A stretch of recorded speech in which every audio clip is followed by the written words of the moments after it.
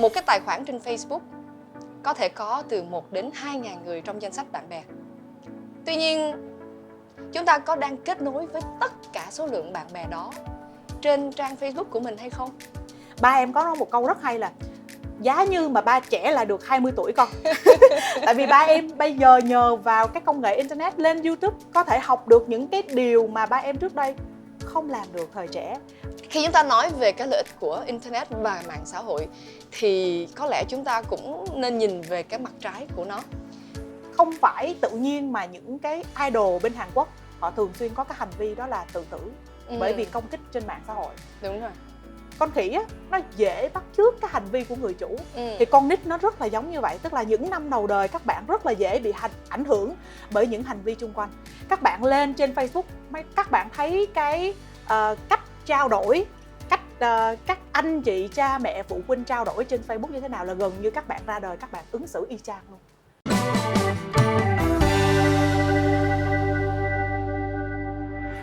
Xin chào mọi người, chào mừng mọi người đến với chương trình Green Love 101.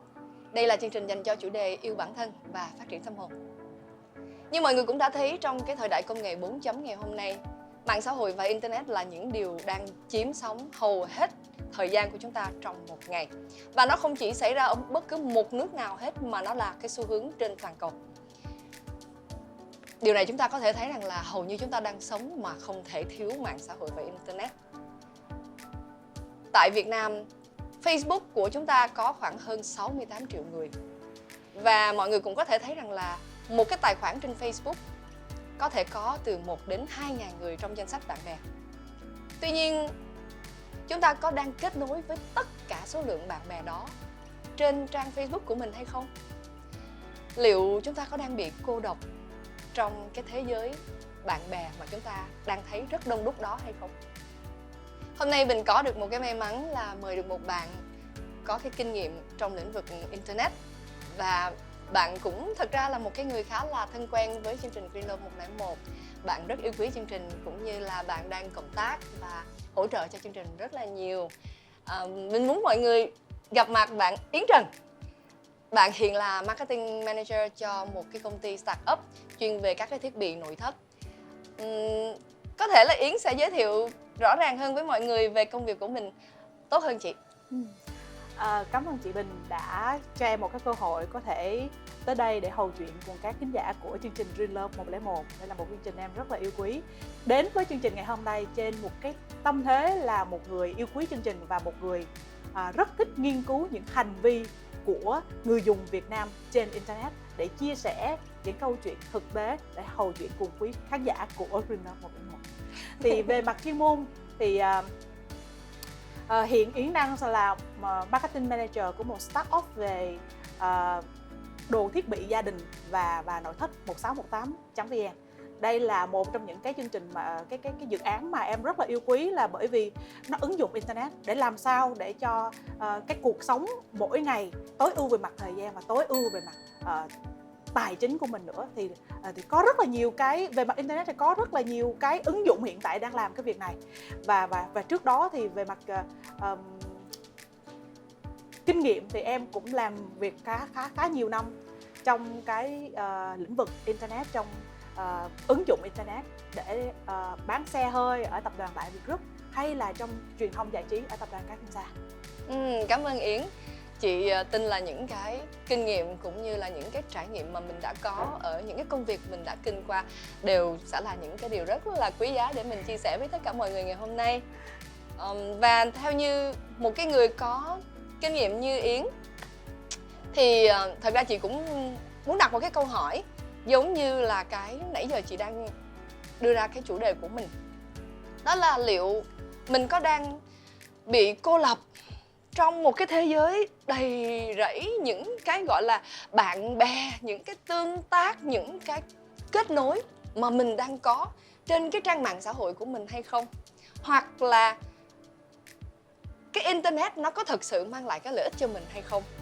Thật ra thì có lẽ chúng ta nên nhìn ở cái khía cạnh tích cực của nó trước, đúng không em? Thì em có thấy là tất nhiên chị thấy những cái lợi ích cũng khá nhiều.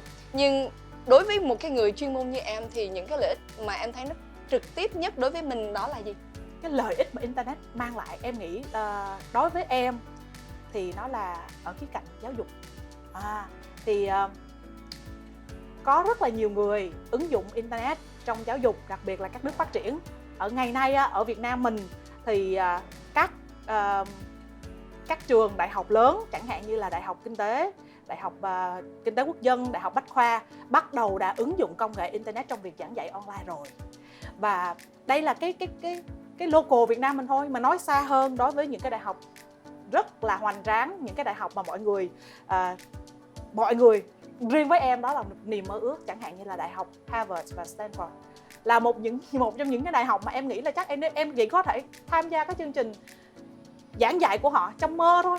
Nhưng mà bây giờ thì cảm ơn internet, mọi thứ đối với em đã rất là dễ dàng. Em hiện tại em vẫn đang tham gia một cái chương trình về blockchain và crypto được giảng dạy bởi các giáo sư của trường Đại học Harvard, tất cả online. Và thậm chí là trong cái đợt đại dịch vừa rồi thì Đại học Harvard họ có mở hẳn ra một cái thư viện online miễn phí cho tất cả mọi người trên thế giới, và mình có thể kết nối vào đó ở tất cả mọi lĩnh vực, gần như là những cái mà mình muốn học và ở Việt Nam cũng chưa có bên nào giảng dạy, thì đã có cái công nghệ internet họ làm rất là hay đó. Cái phần mà họ mở cái thư viện đó là chị nghĩ đó là cả một cái tài sản đúng rồi, rất quý giá mà chia sẻ được cho cả thế giới. Dạ đúng rồi, em là một cái thành viên gần như là thường trực ở trong đó trong suốt mùa dịch. Thay vì là mình có những cái cuốn sách trước đây thì mình có một kệ sách to đùng, mình phải vào thư viện. Nhưng bây giờ thì là Đại học Harvard họ đã trắc lọc những cái gọi là những cái chương trình tinh túy của họ vào trong đó để cung ứng cho tất cả những cái người mà ham đọc sách và ham mở rộng cái kiến thức trên toàn thế giới. Ba em có nói một câu rất hay là giá như mà ba trẻ là được 20 tuổi con. Tại vì ba em bây giờ nhờ vào cái công nghệ internet lên YouTube có thể học được những cái điều mà ba em trước đây không làm được thời trẻ. Ba có thể học quay phim, ba có thể học sửa chữa máy giặt, sửa chữa máy nước nóng toàn bộ trên internet. Đó nên nếu mà ba nói là giá như mà ba trẻ là được 20 tuổi thì tuyệt vời quá con. Kiểu câu nói mình nghe mình rất xúc động. Thậm chí là em kể cho mọi người nghe một câu chuyện, đó là cái niềm đam mê từ nhỏ của em, mà khi mà em giải mã gen ra thì trong bộ gen của em nó có rất là nhiều cái yếu tố về âm nhạc. Thế là em rất là mê, mà đặc biệt là một cái bài nhạc mà em gọi cái từ chính xác nó là ám ảnh tuổi thơ của em luôn. Ám ảnh theo cái kiểu nghĩa tích cực nha, ám ảnh obsessed là rất là mê luôn. Đó là bài nhạc Nightingale của chú Gianni. Và khi mà chú biểu diễn ở Bắc Kinh á, thì em chỉ cần xem qua màn hình thôi á, thì em có nghĩa là khi nào thì em mới được đánh một cái bài nhạc này. Và thật ra là cái gia đình em xuất thân cũng không phải là gia đình khá giả, cho nên cái việc để con học được một cái piano là một cái chuyện quá xa xỉ với em thời còn trẻ. Thì đó là một cái mơ ước, ngoài những cái việc mà mơ ước về công danh sự nghiệp thì đó là một cái ấp ủ của mình. Nhưng mà cảm ơn internet, bởi vì trong đợt đại dịch vừa rồi chỉ cần có internet em có thể mua được một cây đàn rất là ưng ý, đó là một cây đàn second hand thôi, nhưng mà nó quá có duyên với mình, và đăng ký được một khóa học của nhạc sĩ Hồ Hoài Anh. Và trong vòng 3 ngày thôi, từ học nhạc lý, từ học cách đánh, từ học đệm đàn, và em đánh được bài Nightingale mà trời ơi, xúc động lắm luôn chị ơi. Và thật sự mà nói là ngay thời điểm đó em vỡ òa luôn, là cảm ơn internet, nó mang lại cho chúng ta quá nhiều thứ tốt đẹp, và đều là miễn phí nữa chứ. Dạ đúng rồi, đều là miễn phí. Quan trọng nhất là ở chỗ là chúng ta đều là miễn phí, và quan trọng là nếu như những cái gì mà mình biết mình đang thiếu ở chỗ nào mà mình tìm kiếm nó, mình chịu khó mình tìm kiếm nó, chắc chắn mình sẽ có câu trả lời ở internet. Về cái việc học chị cũng rất là đồng ý với em, bởi vì chị cũng là những cái người mà đi tìm những cái khóa học online. Đó, nó là những cái chương trình mà mình cảm thấy rằng là ngày xưa nếu như mình cần học những cái khóa học đó, mình sẽ phải mua vé đi đến một cái đất nước mà nó đang có diễn ra cái khóa học đó. Nhưng bây giờ khi họ đã hệ thống hóa và họ bỏ hết tất cả lên trên mạng online, thì sẽ có những khóa học cần phải trả tiền, và những cái khóa học miễn phí. Thì đó là những cái nơi để cho chúng ta tìm tòi học hỏi một cách nhanh nhất và gần nhất, cũng như là nó cũng khá là hiệu quả ở cái việc là chúng ta không bị chúng ta có thể tập trung vào một cái giai đoạn nào đó để chúng ta hoàn tất những cái khóa học đó. Thật sự mà nói thì những cái lợi ích của internet thì chúng ta nói chắc hết cả ngày cũng chưa có hết nữa. Tuy nhiên Khi chúng ta nói về cái lợi ích của Internet và mạng xã hội thì có lẽ chúng ta cũng nên nhìn về cái mặt trái của nó. Theo như những cái trải nghiệm của Yến thì Yến có thể chia sẻ là em đánh giá về cái mặt trái của Internet và mạng xã hội như thế nào đối với con người của chúng ta hay không? Dạ, đây là một trong những cái câu hỏi mà gần như rất hàn lâm luôn. Tại vì em trong suốt quá trình làm việc của em thì gặp rất là nhiều. Tại vì bản thân em là một trong những người làm trong lĩnh vực marketing, mà đặc biệt đó là thích nghiên cứu hành vi nữa của con người mình, và chắc chắn nó sẽ thay đổi rất là nhanh trong 5 năm tiếp theo thôi. Bây giờ tất cả chị thấy đã từ offline nó sang online rất là nhiều rồi. Thì trong các quá trình nghiên cứu đó thì em gặp rất nhiều trường hợp, không ít mà gọi là rất nhiều luôn, trường hợp là gặp vấn đề trong cái việc sử dụng Internet. Thì cái không phải tự nhiên mà những cái idol bên Hàn Quốc họ thường xuyên có cái hành vi đó là tự tử bởi vì công kích trên mạng xã hội. Đúng rồi. Đây là một cái vấn đề. Người Việt Nam mình thì em thấy có vẻ như là mình sẽ ít bị cái trường hợp đó hơn. Vẫn có cái sự nhẹ nhàng hơn. Dạ, đối với mình không nhìn họ ở một cái mức quá cao như ở bên Hàn. Dạ. Chị nghĩ như vậy. Các bạn YouTuber, TikToker cũng những cái người mà đã hiện tại đang sở hữu những cái kênh mấy triệu sub, họ vẫn bị công kích mạng xã hội hàng ngày luôn. Nhưng mà đối với cái hành vi của người Việt Nam mình đó thì có thể là họ lờ đi đó, nhưng mà không có mang nhiều vào trong lòng. Nhưng mà đối với những cái nước khác như Hàn Quốc, như Nhật Bản thì cái việc công kích trên Internet đó nó dẫn đến cái việc trầm cảm và tự tử rất là nhiều. Trung Quốc cũng bị, và chúng ta thấy tin tức đưa nhan nhản hàng ngày về các câu chuyện đó. Và đặc biệt cái đối tượng mà dễ bị ảnh hưởng hành vi và dễ bị công kích nhất đó là trẻ em. Nhưng người Việt Nam mình ít quan tâm tới cái việc đó. Tại vì sao? Cái này em rất là mong á, thông qua cái chương trình hôm nay hoặc là Green Love 101 á, thì các bậc phụ huynh có thể nhìn lại một tí xíu về cái cách mình trao đổi với con. Không phải cứ phát cho nó một cái YouTube, một cái điện thoại, một cái iPad để bạn vào YouTube là gần như là, tại vì sao? Bởi vì tiện cho cha mẹ quá. Tại vì khi phát một cái thiết bị như vậy thì gần như bé nó rất là ngoan. Nhưng mà mọi người phải nhìn nhận ở việc đó là khi tiếp xúc với Facebook, YouTube thì bé không được bảo vệ. Bé tiếp xúc với tất cả các nguồn thông tin nó một cách rất là bị động.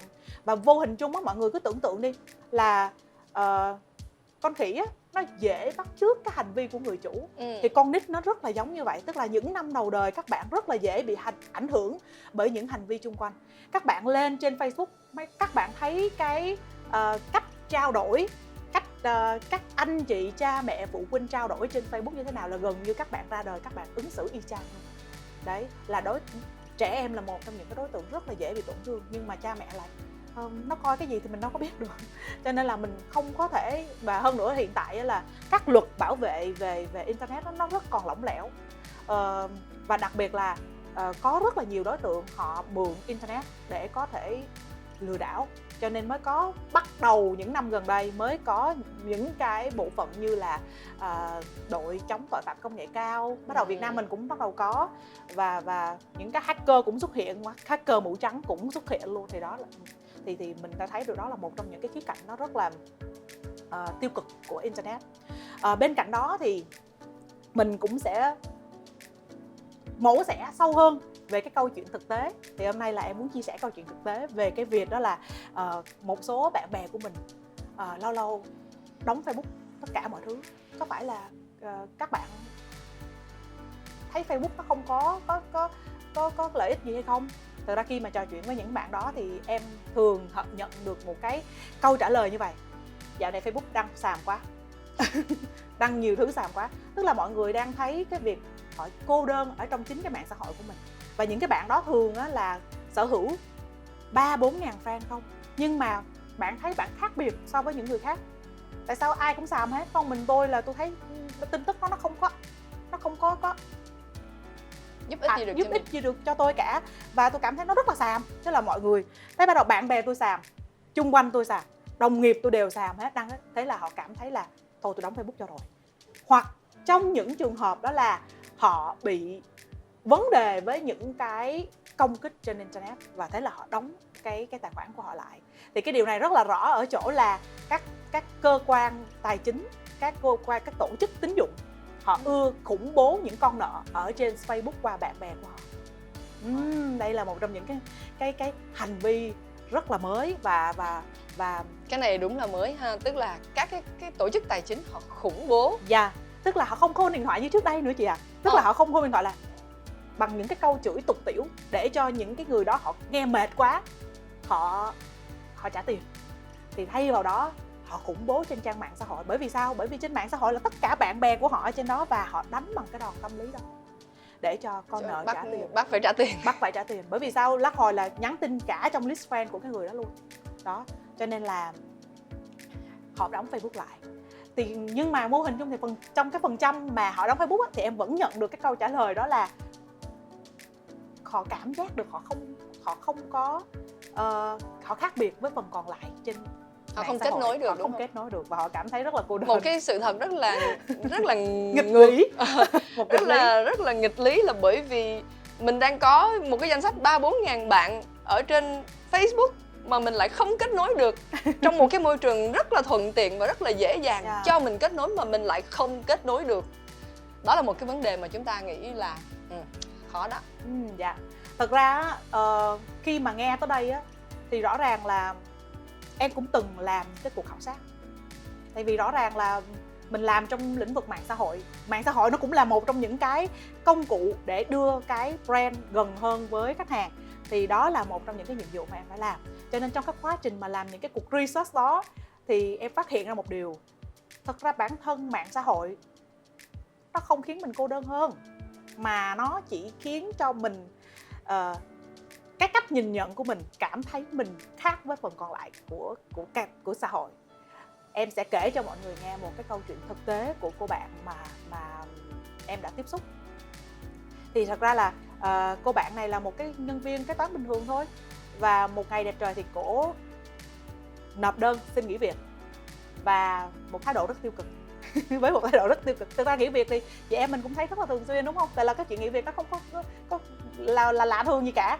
Nhưng nghỉ việc trong cái tình trạng tiêu cực là một trong những cái mình phải cần mổ xẻ ra. Thì tại sao tiêu cực? Thì cổ nói là cổ rõ ràng là cổ không kết nối được với sếp, và cổ cảm thấy là cái anh sếp này không có giúp đỡ cho cổ, và cổ cảm thấy cổ cô đơn trong cái môi trường làm việc, cổ cô đơn với đồng nghiệp, cổ cô đơn với gia đình luôn, và thậm chí là cổ cô đơn với chính bạn bè hồi trước giờ thân thiết với mình. Là bà chị Bình biết là cổ sẽ phản ứng như thế nào hay không? Cái này là nếu mà nói ra thì mọi người sẽ thấy rất là quen luôn á, bởi vì là nó xuất hiện chung quanh mọi người.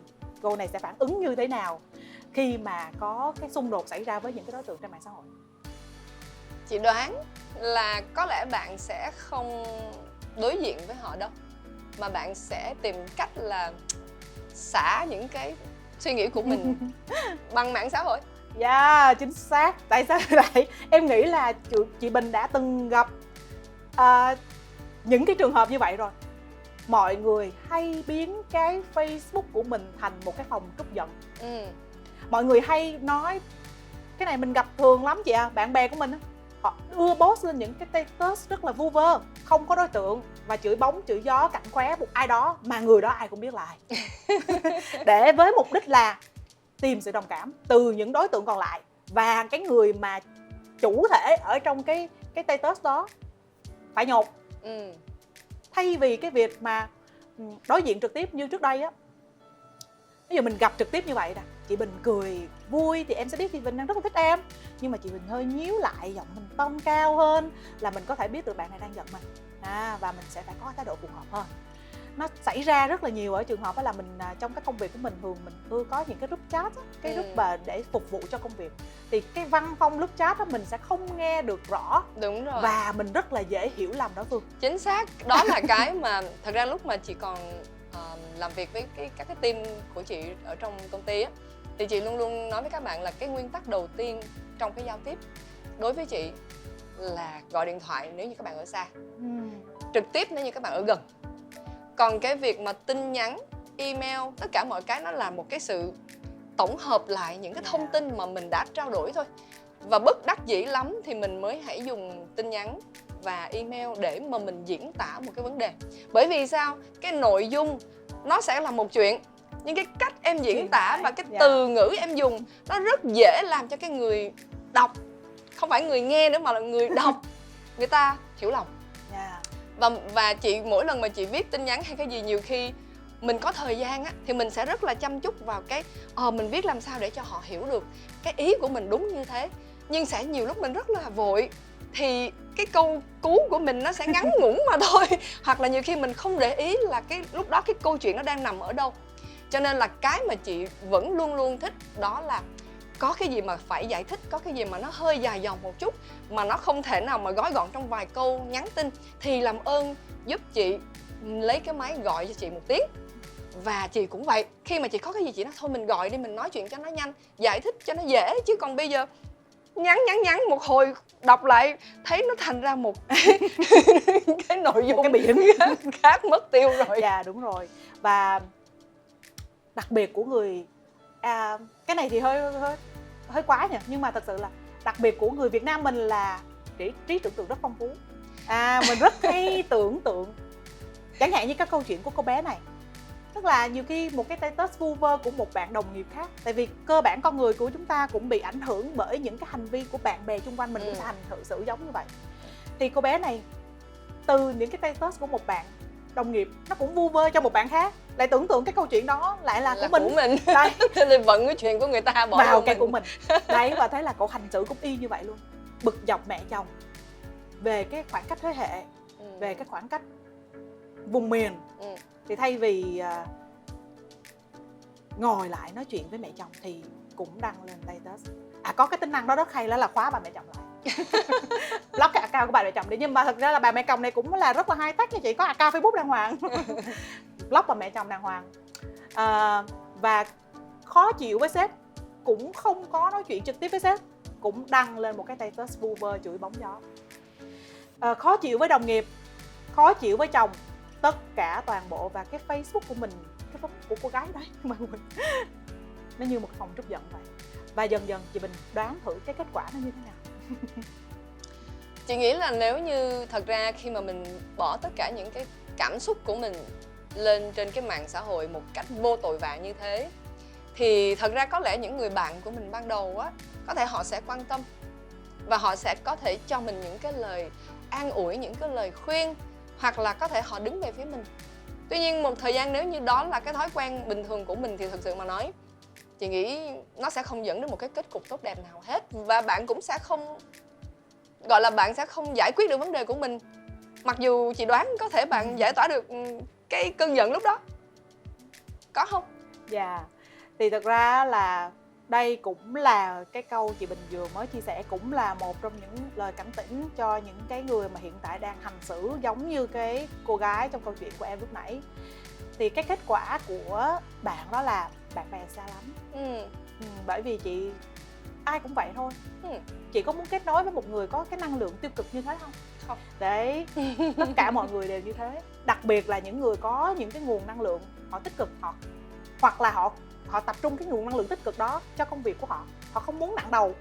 Đó là lý do tại sao có một số bạn bè, câu lúc nãy mình có chia sẻ là một thời gian sau đóng Facebook. Bởi vì sao? Facebook xàm quá. Tại vì sao? Mình luôn luôn read tới những cái tin tức như thế này. Thì cô gái này, bạn bè thì xa lánh, chồng thì ly thân, mẹ chồng thì không hòa hợp.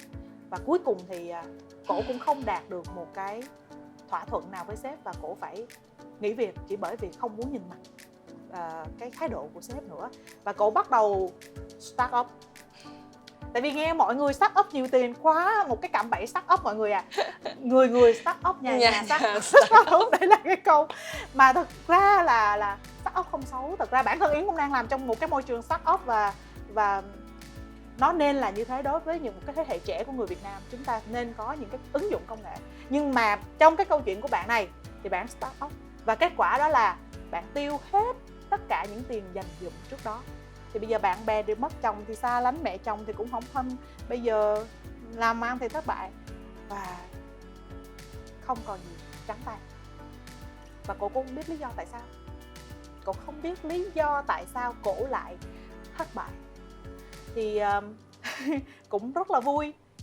Cái người mà giang tay cho cô gái khi cô gái thất bại thì chính là cái anh sếp khó ưa trước đó cổ không muốn nhìn mặt cơ. Rất là Cũng vui. là một cái sự gọi là đúng là kỳ lạ ha, mà Dạ. mà có lẽ là vì chị nghĩ là bởi vì họ không hiểu nhau trước đó thôi.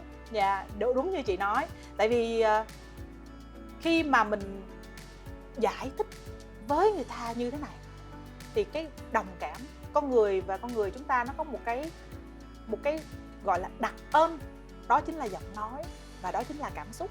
Mà nhiều khi những cái loài vật khác họ có nhưng cái level nó không như con người chúng ta, nhưng mà chúng ta lại càng ngày nhờ có internet nên thành ra chúng ta lại ít nói. Thành ra chúng ta vận dụng một cách sai cách với internet, nên thành ra là chúng ta lại biểu thị mọi cái cảm xúc của chúng ta qua internet. Và chính vì như đó có rất là nhiều sự hiểu lầm. Và biết vô tình sao thì em có trò chuyện với cô gái đó để biết được cái câu chuyện của bạn gái này. Thì em có hỏi là lý do tại sao mà bạn nghĩ là cái ông sếp của tôi không tốt bằng ông sếp của các bạn kia, lý do tại sao mà bạn nghĩ chồng tôi không tốt bằng chồng của bạn tôi, và lý do tại sao tôi thấy là tôi lại thiệt thòi mấy bạn kia lại giàu. Thì cổ mới nói là tất cả những cái đồng nghiệp á, thì có một cái group chat riêng, thường xuyên có một cái group chat riêng và rủ nhau đi ăn đi uống đi chơi đi ngoài giờ làm gì đó, nhưng không có cổ. Đó. Và sếp á, thì thường xuyên là la mắng, và cổ cảm thấy là trên mạng xã hội những cái list friend của mình á, người nào cũng start up đó rồi, họ kháo nhau về cái việc họ có thu nhập 300-400 triệu một tháng trong cái việc làm từ TikToker hoặc là YouTuber mà, hoặc là họ start up một cái gì đó, không cần phải nghe sếp chửi nữa. Cho nên khi mà tiếp nhận được những cái thông tin đó, tất cả mọi người đều đẹp đẽ, cổ nói là tất cả mọi người đều đẹp đẽ, riêng chỉ có cổ là cô đơn. Tất cả mọi người đều giàu có, riêng chỉ có cổ là vẫn 3 cọc 3 đồng và vẫn phải nhìn mặt sếp để sống. Tất cả mọi người đều mua iPhone 13 mới rồi ra, nghe Việt Nam nghèo nghèo thế, nghe iPhone ra một cái là mua, đổ nhau đi mua. Vậy thì tại sao cổ phải chắc chiêu từng đồng từng cắc để vật lộn với cái xã hội này từng ngày? Tại sao vậy? Tại sao cái xã hội này ai cũng giàu hết vậy, riêng tôi thì nghèo?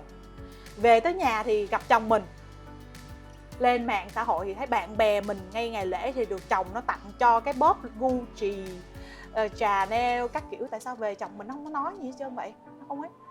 Thì cậu cảm thấy rất cô đơn, bởi vì phần còn lại của xã hội ai đều cũng đã phát triển, riêng tôi đứng lại đó.